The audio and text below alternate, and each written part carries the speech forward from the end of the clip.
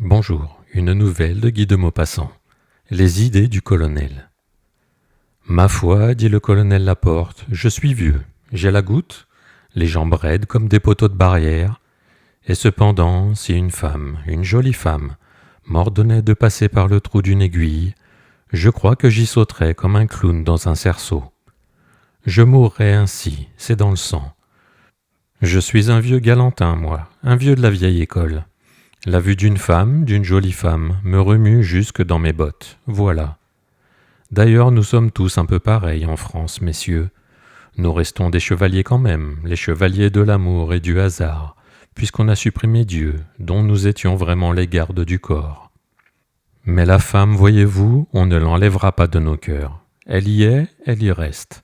Nous l'aimons, nous l'aimerons, nous ferons pour elle toutes les folies, tant qu'il y aura une France sur la carte d'Europe. Et même si on escamote la France, il restera toujours des Français. Moi, devant les yeux d'une femme, d'une jolie femme, je me sens capable de tout. Sacristi, quand je sens entrer en moi son regard, son sacré nom de regard, qui vous met du feu dans les veines, j'ai envie de je ne sais quoi, de me battre, de lutter, de casser des meubles, de montrer que je suis le plus fort, le plus brave, le plus hardi et le plus dévoué des hommes. Mais je ne suis pas le seul, non, vraiment. Toute l'armée française est comme moi, je vous le jure. Depuis le piou-piou jusqu'aux généraux, nous allons de l'avant, et jusqu'au bout quand il s'agit d'une femme, d'une jolie femme.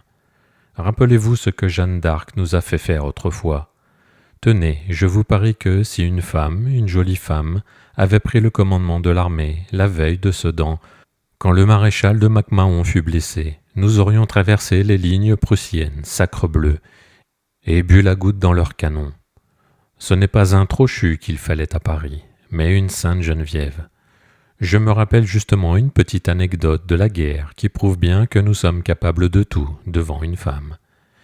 J'étais alors capitaine, simple capitaine, et je commandais un détachement d'éclaireurs qui battait en retraite au milieu d'un pays envahi par les Prussiens. Nous étions cernés, pourchassés, éreintés, abrutis, mourant d'épuisement et de faim. Or il nous fallait, avant le lendemain, gagner Bar-sur-Thym, sans quoi nous étions flambés, coupés et massacrés. Comment avions-nous échappé jusque-là? Je n'en sais rien. Nous avions donc 12 lieues à faire pendant la nuit, 12 lieues par la neige et sous la neige, le ventre vide. Moi je pensais, c'est fini, jamais mes pauvres diables d'hommes n'arriveront. Depuis la veille, on n'avait rien mangé. Tout le jour, nous restâmes cachés dans une grange, serrés les uns contre les autres pour avoir moins froid, incapables de parler ou de remuer, dormant par secousses et par saccades, comme on dort quand on est rendu de fatigue. À 5 heures, il faisait nuit, cette nuit blafarde des neiges. Je secouais mes gens. Beaucoup ne voulaient plus se lever, incapables de remuer ou de se tenir debout, ankylosés par le froid et le reste. Devant nous, la plaine, une grande vache de plaine toute nue, où il pleuvait de la neige. Ça tombait comme un rideau, ces flocons blancs qui cachaient tout sous un lourd manteau gelé, épais et mort, un matelas en laine de glace. On aurait dit la fin du monde. Allons, en route les enfants. Il regardait ça, cette poussière blanche qui descendait de là-haut, et il semblait penser. En voilà assez, autant mourir ici. Alors je tirai mon revolver. Le premier qui flanche, je le brûle. Et les voilà qui se mettent en marche, tout lentement, comme des gens dont les jambes sont usées. J'en envoyai 4 pour nous éclairer, à 300 mètres en avant. Puis le reste suivit, pêle-mêle, en bloc, au hasard des fatigues de la longueur des pas. Je plaçai les plus solides par derrière, avec ordre d'accélérer les traînards à coups de baïonnette, dans le dos. La neige semblait nous ensevelir tout vivants. Elle poudrait les képis et les capotes sans fondre dessus, faisait de nous des fantômes, des espèces de spectres, de soldats morts, bien fatigués. Je me disais, jamais nous ne sortirons de là, à moins d'un miracle. Parfois on s'arrêtait quelques minutes à cause de ceux qui ne pouvaient pas suivre. Alors on n'entendait plus ce glissement vague de la neige, cette rumeur presque insaisissable que font le froissement et l'emmêlement de tous ces flocons qui tombent. Quelques hommes se secouaient, d'autres ne bougeaient point. Puis je donnai l'ordre de repartir. Les fusils remontaient sur les épaules, et d'une allure exténuée on se remettait en marche. Soudain les éclaireurs se replièrent. Quelque chose les inquiétait. Ils avaient entendu parler devant nous. J'envoyai 6 hommes et un sergent, et j'attendis. Tout à coup, un cri aigu, un cri de femme, traversa le silence pesant des neiges, et au bout de quelques minutes, on m'amena 2 prisonniers, un vieillard et une jeune fille. Je les interrogeai à voix basse. Ils fuyaient devant les Prussiens qui avaient occupé leur maison dans la soirée et qui étaient soûls. Le père avait eu peur pour sa fille, et sans même prévenir leurs serviteurs, ils s'étaient sauvés tous 2 dans la nuit. Je reconnus tout de suite que c'étaient des bourgeois, même mieux que des bourgeois. « Vous allez nous accompagner, leur dis-je. » On repartit. Comme le vieux connaissait le pays, il nous guida. La neige cessa de tomber, les étoiles parurent et le froid devint terrible. La jeune fille, qui tenait le bras de son père, marchait d'un pas saccadé, d'un pas de détresse. Elle murmura plusieurs fois. « Je ne sens plus mes pieds. » Et moi je souffrais plus qu'elle de voir cette pauvre petite femme se traîner ainsi dans la neige. Tout d'un coup elle s'arrêta. « Père, dit-elle, je suis si fatiguée que je n'irai pas plus loin. » Le vieux voulut la porter, mais il ne pouvait seulement pas la soulever, et elle s'affaissa par terre en poussant un grand soupir. On faisait cercle autour d'eux. Quant à moi, je piétinais sur place, ne sachant que faire, et ne pouvant me résoudre vraiment à abandonner ainsi cet homme et cet enfant.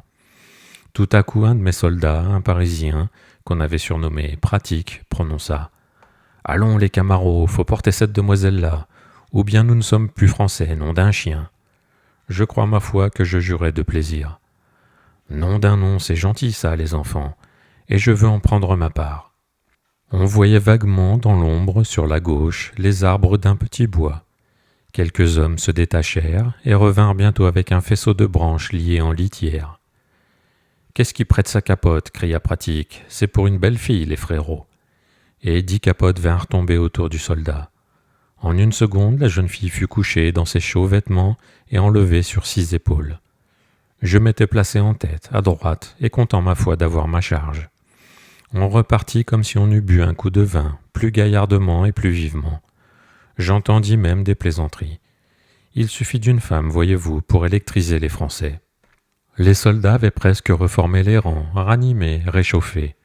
Un vieux franc-tireur, qui suivait la litière, attendant son tour pour remplacer le premier camarade qui flancherait, murmura vers son voisin, assez haut pour que je l'entendisse. « Je ne suis plus jeune, moi. Eh bien, Crécoquin, le sexe, il n'y a tout de même que ça pour vous flanquer du cœur au ventre. » Jusqu'à 3 heures du matin, on avança presque sans repos. Puis tout à coup, les éclaireurs se replièrent encore. Et bientôt, tout le détachement, couché dans la neige, ne faisait plus qu'une ombre vague sur le sol. Je donnai des ordres à voix basse, et j'entendis derrière moi le crépitement sec et métallique des batteries qu'on armait. Car là-bas, au milieu de la plaine, quelque chose d'étrange remuait. On eût dit une bête énorme qui courait, s'allongeait comme un serpent ou se ramassait en boule, prenait de brusques élans, tantôt à droite, tantôt à gauche, s'arrêtait puis repartait. Tout à coup, cette forme errante se rapprocha, et je vis venir au grand trot, l'un derrière l'autre, 12 Uhlans perdus qui cherchaient leur route. Ils étaient si près maintenant que j'entendais parfaitement le souffle rauque des chevaux, le son de ferraille des armes et le craquement des selles. Je criai « Feu !» et 50 coups de fusil crevèrent le silence de la nuit. 4 ou 5 détonations partirent encore, puis une dernière toute seule. Et quand l'aveuglement de la poudre enflammée se fut dissipé, on vit que les 12 hommes avec 9 chevaux étaient tombés. 3 bêtes s'enfuyaient d'un galop furieux, et l'une traînait derrière elle, pendue par le pied à l'étrier, et bondissant éperdument, le cadavre de son cavalier. Un soldat derrière moi riait, d'un rire terrible. Un autre dit « V'là des veuves !»